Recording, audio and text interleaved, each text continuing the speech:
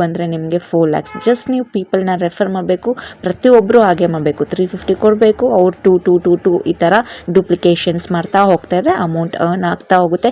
ನೀವು unlimited ಮೆಂಬರ್ಸ್ನು join ಆಗ್ತಾ ಹೋಗ್ಬೋದು. ಪರ್ ಡೇನು ಲ್ಯಾಕ್ಸ್ ತೊಗೊಳ್ಳೋರಿದ್ದಾರೆ.